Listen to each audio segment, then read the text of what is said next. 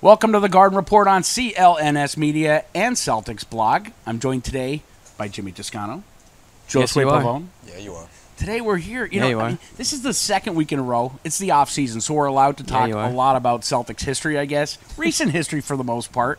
Jimmy, Paul Pierce recently sat down with Sherrod Blakely. Recent history, yes. It's great to have Paul back in town so often, or talking at least in our area, right? It kind of feels a little bit like the David Ortiz factor, how like Ortiz is retired, but he's always poking around. I don't think you'll see Pierce quite as much because he lives out in L.A. or California and all that stuff, but it is nice to see him pop in and out. He's clearly a part of the organization for life.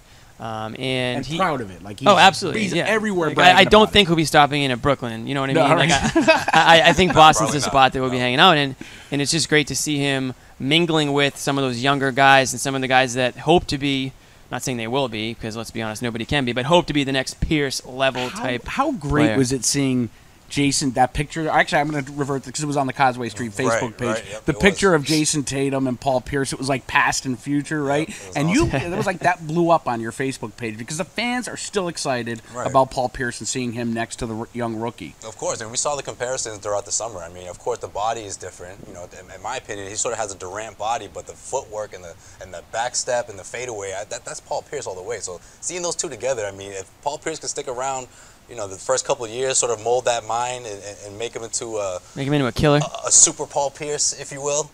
Hey, something could benefit. Man. Just give him that attitude that like KG gives people. You know, like when he hangs out with in Minnesota now, KG's doing the whole thing over there. If he can give the Timberwolves like that mindset that he had, look out for those guys. But Pierce, it was interesting what he said on Sherrod's podcast that Tatum reminds him of himself, but an older version of himself. I loved that. Not the athletic version that he could just get by with, just bombing to the hoop, but with like the step backs and the turnarounds and the dribble, just very deliberate. Yeah, it was very deliberate. It took Pierce a few years to actually polish that. Sure, you know? So that's always a good sign. Well, Pierce was more explosive too earlier. He was never super explosive, but he was more athletic. Though, the first couple of years, it wasn't quite there. No. So if he sees that in Jason Tatum, that's a great sign. That's a great thing. And now another personality, former player in the news from the 2008 championship, BBD, Big Baby Davis, wants to make a comeback. Big baby. He wants to make a comeback, or he wants to make like a pizza or something. He wants to eat a pizza while he's making a comeback. He's the only guy. Well, no, he did it long enough in the NBA. That's why he's not actually in it right now. You know what? Let's just breeze right over that. It was just worth it to bring it up because it's pretty funny. I mean, Big Baby, every time he opens his mouth, you think he's going to shove like a submarine sandwich in it, but he's actually just saying something like more and more dumb. Like, the fact that he thinks that he's more important to the Celtics championship team than Ray Allen was. I mean, like, come on. You're going on Area 21 and, like, talking about Ray Allen. Like anyone 21. even cares what you have to say, dude? Like, no. Like, next. Hey, one more former Celtic back in the media this past week with this guy. Oh, yeah. Josue Pavon. It was the shimmy.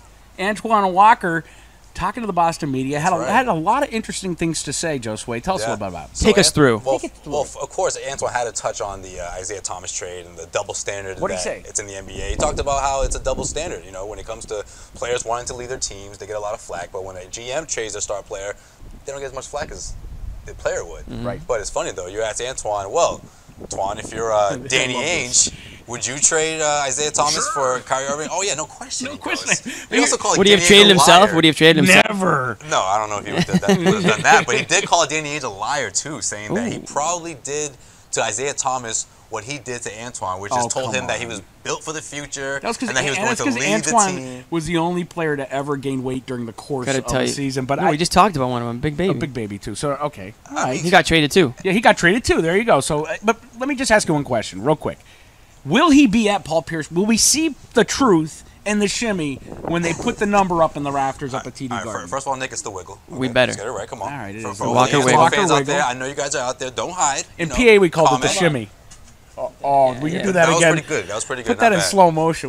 Wow. I used to do that. I used to do it in the driveway. You kidding me? Of course, you still do it in the mirror. Jimmy's been practicing that for years. He's got that thing down. No, yeah, he said 100% he's in there. Was he invited? He said he wasn't. Of course he's invited. Of course he's invited. He wasn't invited. He hasn't. They haven't sent out the invites yet. It's still early. I haven't been invited yet either. I'm going. It's in February, but he said he hasn't gotten the invite. But whether he gets it or not, he's there 100%. Off-season edition. That's like you, Nick. You don't get invited anywhere, but you always show up. I just crash it, baby. Yeah. Off-season edition of the Garden Report, where it's fun to talk about past favorites.